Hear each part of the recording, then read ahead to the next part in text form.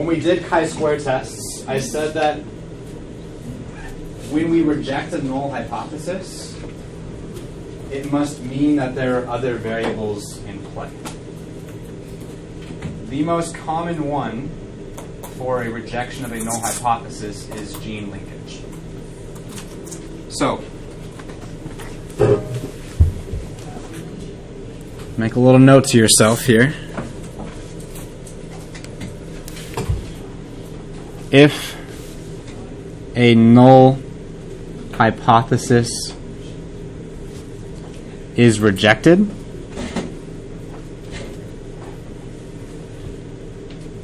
this is likely the variable at play, or that's causing that difference, right? Because, for example, if you are doing a dihybrid cross,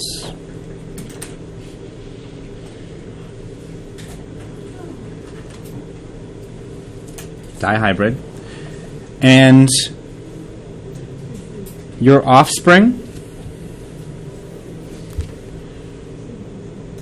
have a phenotypic ratio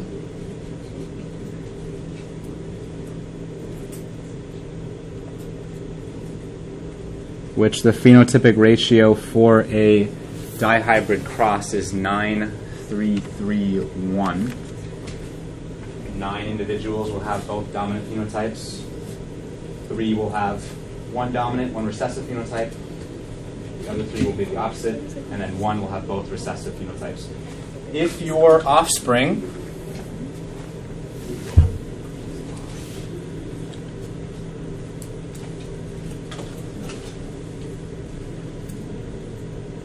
results differ significantly than this ratio, which is the basis of rejecting a null, gene linkage is what's happening here. Likely. Right? The premise of a gene linkage is that some genes are located near each other on the same chromosome. Right? We know this, right? There's 22 autosome pairs, and each chromosome doesn't just have one gene, it's got often thousands of genes, short segments that control traits, right? So it turns out some genes, like we'd expect, are located on the same chromosome, not on different chromosomes. And the reason why this is important is because, do you remember when Christine was explaining independent assortment earlier? Right, independent assortment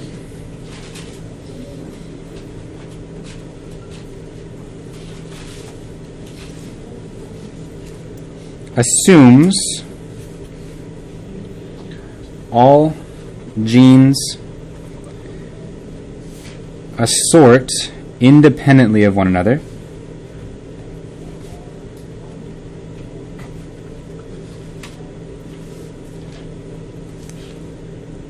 therefore, isn't that the math symbol for therefore? Did I get that right? Has everybody seen that before? No? Okay, I'll write therefore. Therefore,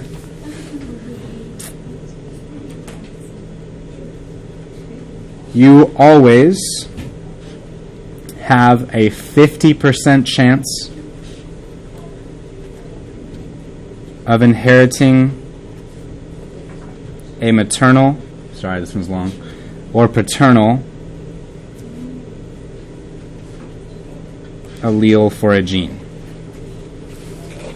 Let that sink in for a sec. So it's saying that for every single gene, you have a 50% chance of getting the allele for that gene from your mom or the allele for that gene from your dad. And that's based on metaphase 1 orientation. However, if the genes are located on the same chromosome, something different can happen.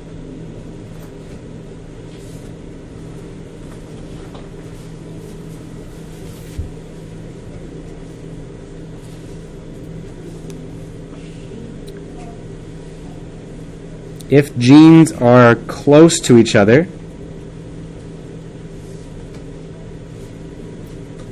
they will likely be inherited together. They're linked, like they're holding hands, right? So think for a moment, let's say we're on chromosome 1. We're walking around on chromosome 1. And let's say on chromosome 1 there's like 1,000 genes, or like 1,500 genes. And let's say from me to the door is the stretch of chromosome 1. I'm going to be the first gene. This is the second gene. Okay? So, in this case, the genes, the sequences of DNA, they're close to one another. So when it's time for metaphase 1, and we're like, woo, going to the metaphasal plate, where we line up, we're going to be on the same side, always. Asterisk. Always.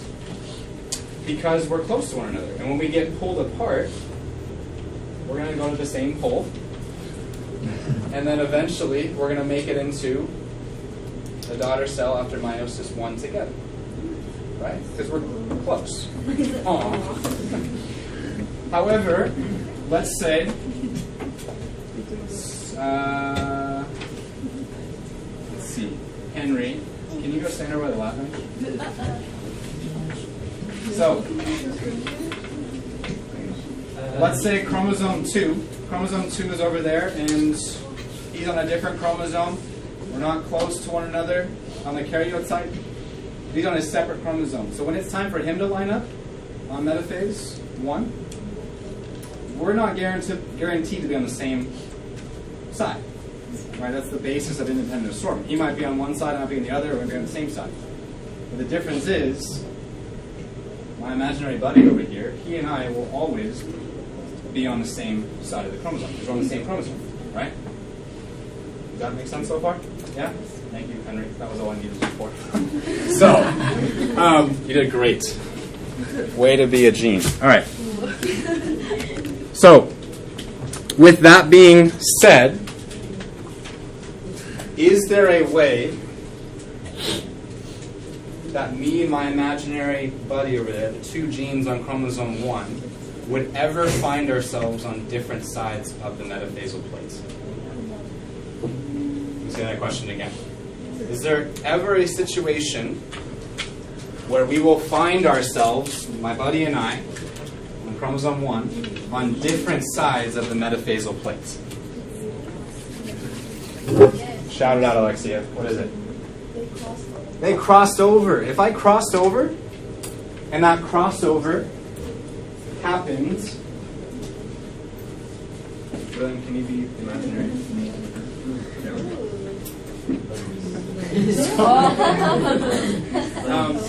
Let's say, and then can I have Pauline and Alice stand up? All right. So, I'm going to stand up directly across from us. So let's say Alice is the allele, the maternal allele for the gene that I'm the paternal allele for, right? We're homologous chromosomes. Same with Pauline and William, but for a different gene. If crossover happens between the two of us, let's say Pauline and William switch. Now, when we go to our respective sides, because they'll have, we can't create clones of them legally, but they would have histochromatids, right, that were identical to them. And same with Pauline and I. When we go to our side of the metaphasal plate, now William and I will be on separate sides, potentially.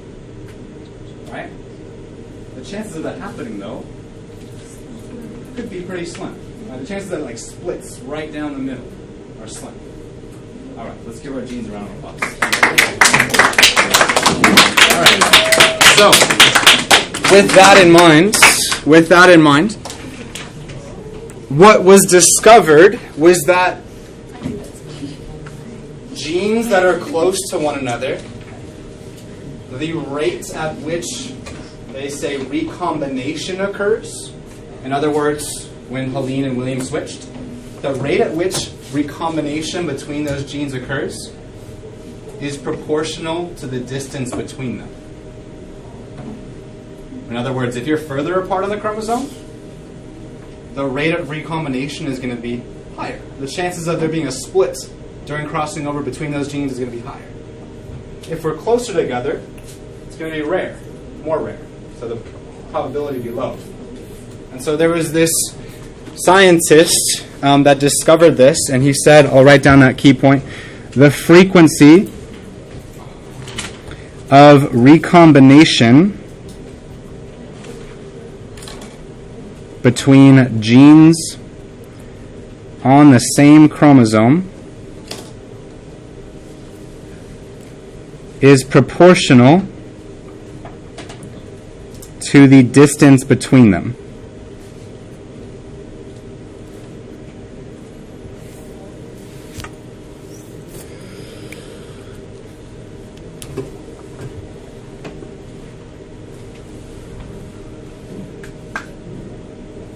All right, almost there.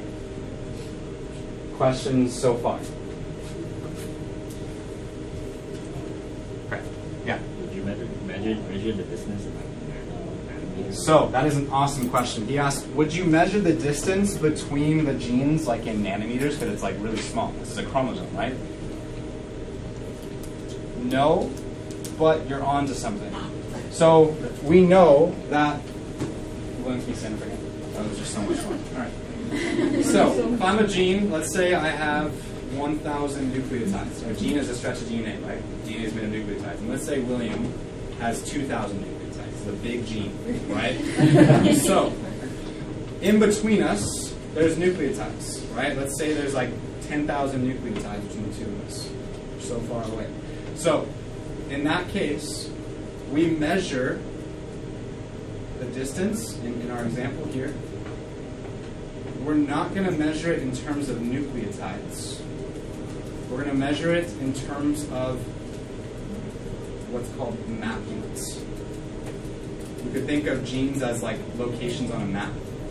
And so the distance between two locations, map units, is what was defined by their scientists as being proportional to the rate of recombination between us.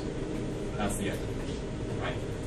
So go ahead and take a seat. We can now calculate what that is as a conversion, but the scientists at the time didn't have sequencing, didn't have like microscopic visibility options, and so he defined it as being map units. Distance between, no, 2 words. Distance between genes on a chromosome. Okay. So, think for a moment. Remember, the whole basis of this is the assumption that the frequency, the phenotypic frequency, was significantly different than what we anticipated. That's what led us to consider gene linkage, right? Because if you think about it, if a gene is close to another gene, and you're tracking those two traits, it's not going to be a 50-50 shot if you get each one of those. If you get one of those, the other gene that you're tracking, William, is not going to be inherited independently in the sense of it's more likely if my version of the allele gets inherited that William will get inherited as well. We are both paternal alleles of the genes, right? And so that's going to mess with the phenotypic frequency, which is based on 50-50 logic, right? So let's look at a sample problem. I gave you a little handout, which I lost mine, so give me a second here. Bingo. All right. I want you to look at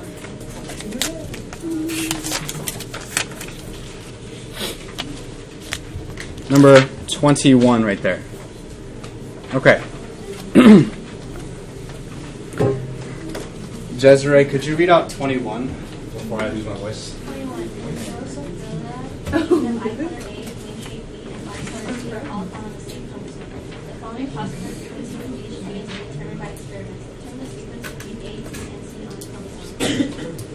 Thank you. So we're tracking 3 genes here, right? And what you were given were the rate at which crossover occurs between those 2 genes. In other words, the rate of recombination. So in 12% of the observations, it was determined that crossover had occurred between genes A and B, which are on the same chromosome, right? 18% of the time, crossover happened between B and C, and A and C is only 6%. So right away, which pair of genes are closest to one another? A and C, right? That's the rarest rate of recombination because they're closer, right? So you can actually create what's known as a chromosomal map.